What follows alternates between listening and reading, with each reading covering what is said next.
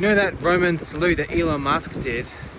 I think he's pandering to the mainstream neocon right wing who think that they are following in the steps of the Third Reich, but they're nowhere near it. Because he was a nationalist, right? And Elon Musk is not a nationalist. He's not even American.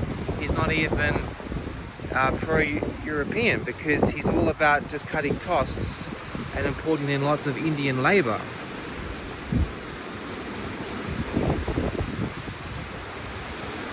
And I find it very interesting that a lot of people who say they're on the far right, they were a big fan of when Elon Musk just suddenly started talking about these rape gangs by Pakistanis. And so people just very, very easily get confused with certain people and a religion some of them may have. Like Pakistanis, there are a lot of Muslims in Pakistan, but there's no way it infers that the people involved with the large grooming gangs, the rape gangs, they had any affiliation with Allah. It's like if America, heaven forbid, were to invade a country, you wouldn't say, hell, we're being invaded by Christians. Hide your wives, hide your husbands. It's not what you would say. Gee, you're so keen, aren't you? Alright, let's go.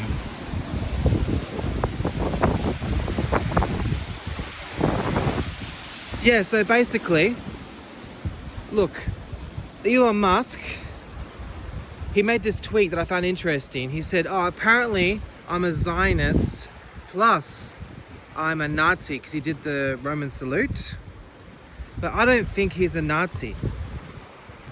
And I'm not a big fan of Hitler because he was short, he was on amphetamines, and he was childless. And the problem with that is it goes in harmony. And anyone who's worth talking about has a family. And it's just going to make you tense. You're not going to be your true self, because he had a condition with his genitals where it would cause him pain to get an erection. And he was a vegetarian, for Christ's sake. I was a vegetarian for many years, and I used to be a bit snappy.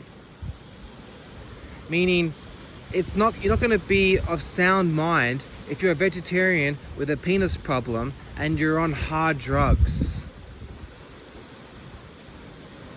And he failed to recognize the reason why the Jewish people were doing so well in Germany is, yes, it was some financial crimes, but also because Germans were infamously influenced by Nietzscheism. And Nietzscheism famously, Friedrich Nietzsche famously coined that God is dead and we have killed him. And so the Germans tried to believe that they were their own gods. They believed that, like the Bible says, you shouldn't think that your race is godlike. And that was their downfall. Look what happened to Germany with their philosophy. They got the absolute bejeebers kicked out of them. Like, they got raped and pillaged and raped and pillaged for decades and decades and decades after World War II. And that is their punishment for thinking they are above Christ. They got fucked up. All the women got savaged by the Red Army and by Amerikanskis. And that is their punishment, because too many of their men thought they could play God. And guess what? They're on amphetamines, just like Hitler. I'm not a fan. And so Elon Musk is pandering to the only threat, which is the dissident right. And the dissident right are suckers, in a sense, because they think that they're really, really under the Zionist spell, which is a few people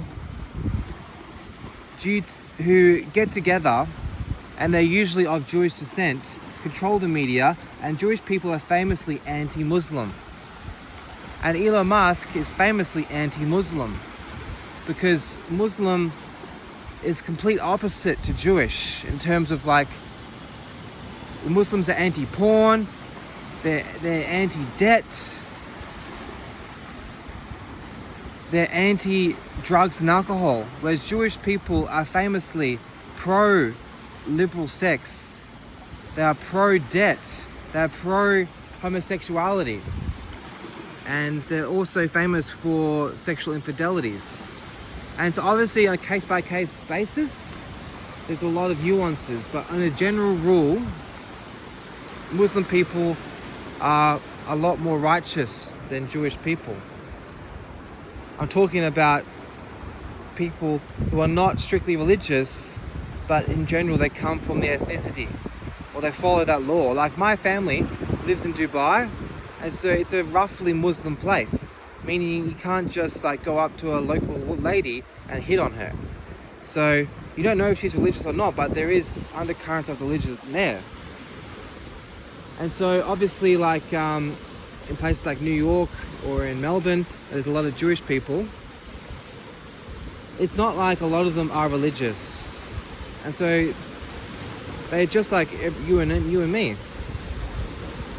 But the difference is that there's still going to be a slight difference, because a lot of them are Jewish by ethnicity. And that's the confusing thing, is that Muslims and Jewish people are not the same. Because Jewish people are Jewish by ethnicity, whereas Muslims are not Muslim by ethnicity. They're only Muslim by religion. And there's a lot of European Muslims, Bosnians.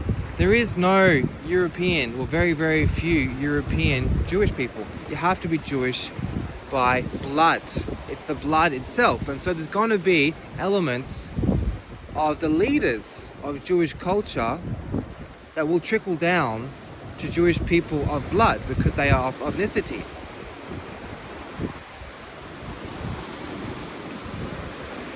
So yeah, coming back to the Elon Musk with the Roman salute, he is pandering to the dissident right and making them think that he's on their side, because they're the only real threat. Because what the dissident right represents excuse me, is Christianity and sobriety and being a family man and being a man of honor and conviction and hard working, grassroots, being willing to do some labor like Jesus Christ did.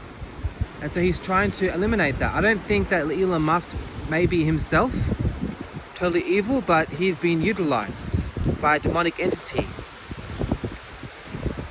And we shouldn't be worshipping Adolf Hitler. We shouldn't be worshipping Donald Trump or Elon Musk. We should be worshipping no one but Jesus Christ. And a lot of people get very, very squirmish when you talk about that. But if you just think about, what was he really trying to represent? And like the Ten Commandments, which are great, and he is just like a carpenter who was like a grassroots guy. Like he was going around helping people. He was sober. He wasn't chasing girls all the time. And yeah, just a good bloke. And so I just wanted to summarize by saying Elon Musk is making people focus on like the enemies of Jewish state. And that just doesn't seem logical. Because if you think about it, Muslim religion is more similar to Christianity than what Judaism is in the actual modern sense.